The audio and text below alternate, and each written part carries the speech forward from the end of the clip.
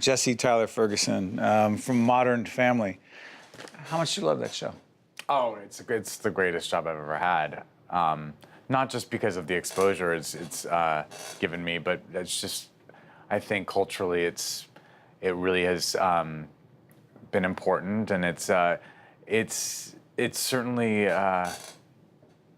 it's a great platform for so many of the things that I care about. So. Yeah, we'll be talking about that. By the way, let me just reintroduce the show, if I can. Steve Adubato here at the WNET Tisch studio here in the heart of Manhattan, Lincoln Center. We are honored to have you join us. Thank you. We're fortunate enough to have great guests like you. This show, Modern Family, I asked you this right before we got on the air, so I'm going to ask you right on the air. How quickly did you know that it would become the monster hit that it has ultimately become? Well, when I read the script, I knew it was very good. Yeah, it was a strong pilot, and I knew when we were shooting it that it felt like it was really crackling, and a lot of it's about chemistry, and I felt like these actors that I was given this job with, we all had this kind of immediate chemistry, which is rare. But having been in this business as long as I have, you never know if the audiences are going to show up, or if the critics are going to like it, or if the ratings are going to be what they need to be to keep the show on air. And I've been disappointed by things in the past, so I really did not. It wasn't until like we won the Emmy for the second time that I was like, okay, I think we're all right. Talk about that cast. Well, like I said, it's when we showed up on the first table read and I was meeting everyone for the first time, it just felt very comfortable. It felt like I'd already known them for a long time. I don't know how that happened. Talk about them. Eric Stonestreet plays my partner Cam. And I met him when we did, he was still in the audition process. I was cast before he was, and so I was basically brought in to chemistry read with other actors playing for Cam, and it was kind of like speed dating, really. I mean, like, you go in and you read it with someone and be like, I didn't really feel the vibe there. And I've read with probably 20 different guys, and when Eric came in, there was definitely something special about him. What was it? Just his spin on the character. It felt very organic and very grounded, and there was a sense of play with him. Like, I think he really played off of my ideas, and I was sort of reading the same scene over and over and over with different people, and I think when he came in the room, I sort of found new things. So. And the other two characters, Ed O'Neill? Ed O'Neill is obviously, he's Ed O'Neill. I mean, he's an icon of television. I've watched him for years, and he's so much like my real dad, and he's just a really supportive guy. He sends me emails after episodes, saying, "Oh, you did such a great job." And what's the name of the unattractive woman who? Oh, Sofia Vergara. Yes, she is. She's talented. She's very talented, very funny, very smart. Probably the savviest woman I've ever met in my entire life. Why do you say that? Well, she's created, a whole brand for herself in a way that I've never seen anyone do before. I mean, she really, she came into this country a single mother and found her niche and built this empire around herself. And she's just very smart with her business decisions, and she's really inspirational. Can we see another clip? This is from Modern Family. It's called "Crying Out Loud." Take a look. Oh, no. Mitchell, what's wrong? I feel like Lily's inability to show feelings for other people might be my fault. Oh, honey, I think that too, but just take comfort in knowing you got there on your own. I'm watching The Bridges of Madison County because it's the only thing that makes me cry. When she gets home, I'm gonna turn this off and pretend I was reading this. Typhoon Flattens Orphanage. Yeah, that's sad, right? Now get out of here, because she's gonna be home any second and I'm trying to stay sad. That is what families do. It's what couples do all the time, isn't it? Yeah, we have great writers. Yeah, you really do. The transition from a hit series like this to the other acting, Shakespeare in the Park. As we do this program, we're taping the 24th, right? 24th of June. You are performing The Tempest, part of Shakespeare in the Park. Central Park. Yes. Right? Talk about that.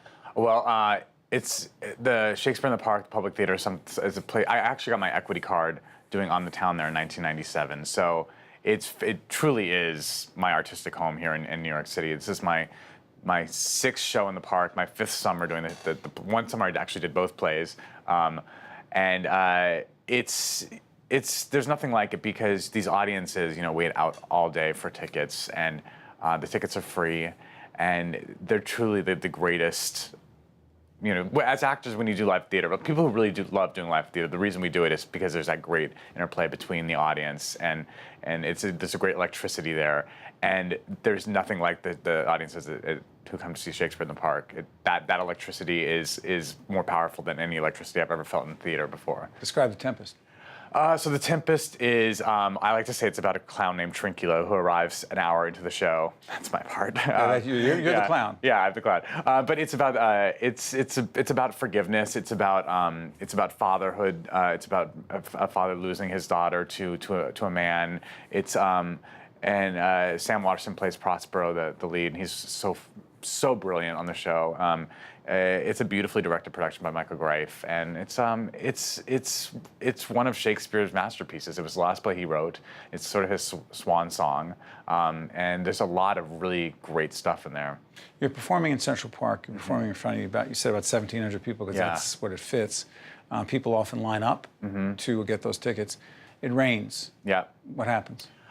We try to keep going because these people have waited out for tickets, and so unless it becomes dangerous for the actors, thunder and lightning, and there's people, we have guys running follow spots up in towers, so they have to come down off of those. But we'll do our best to keep doing the play if we can.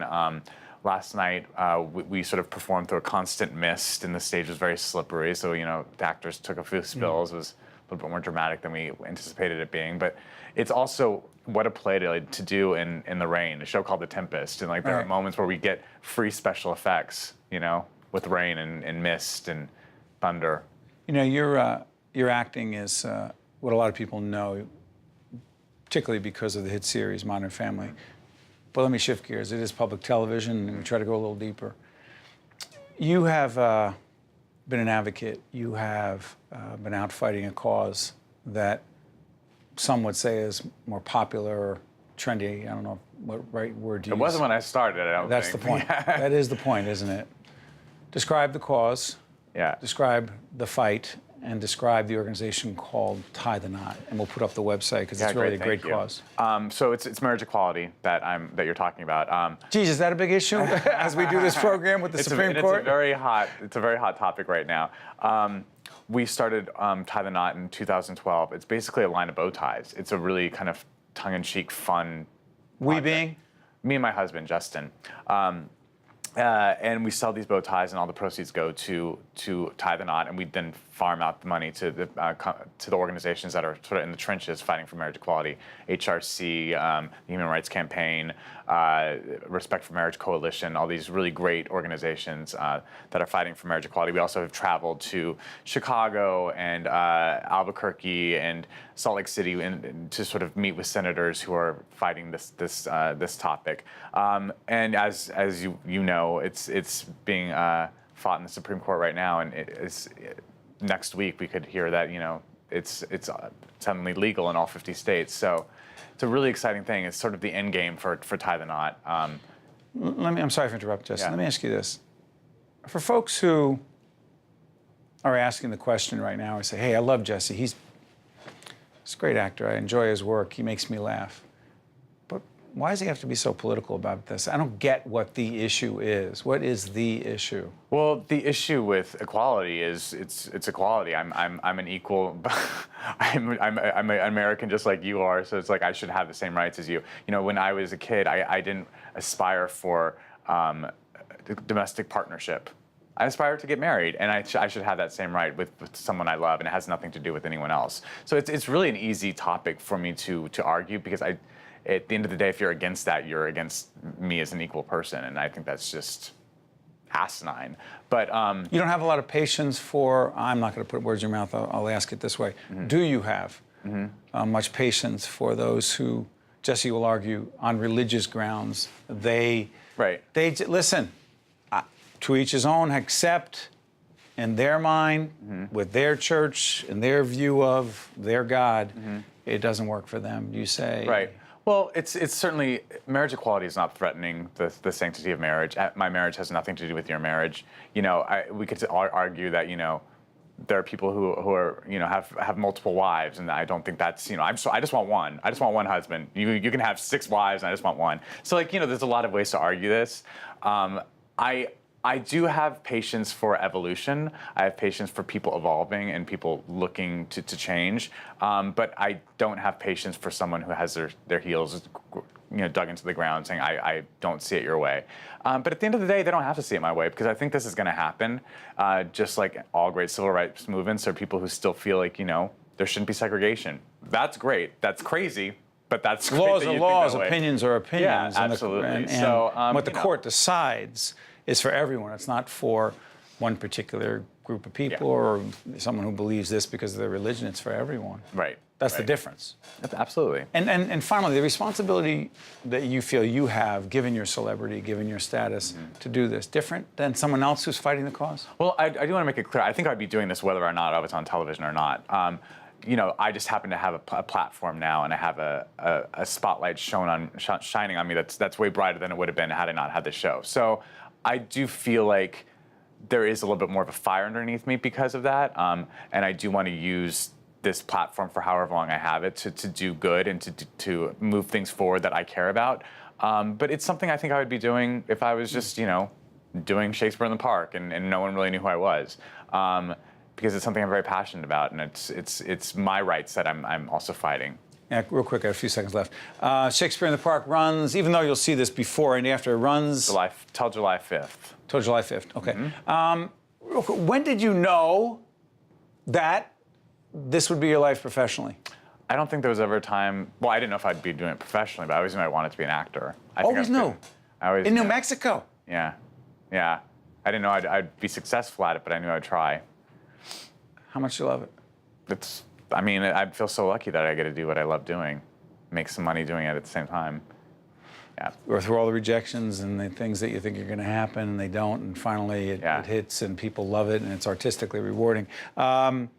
Mitchell Pritchett and the ABC hit series Modern Family. I want to thank you, Jesse, for joining us at our WNET. Thanks for having me. Appreciate it. Stay with us. We'll be right back right after this. Thank you very much. Thank you. One-on-One with Steve Adubato has been a production of the Caucus Educational Corporation, celebrating over 25 years of broadcast excellence. This special edition of One-on-One with Steve Adubato is brought to you from the Tisch WNET studios at Lincoln Center. Funding has been provided by Wells Fargo, the New Jersey Education Association, NJIT, Barnabas Health, MagnaCare, New Jersey Sharing Network, and by the Mental Health Association in New Jersey.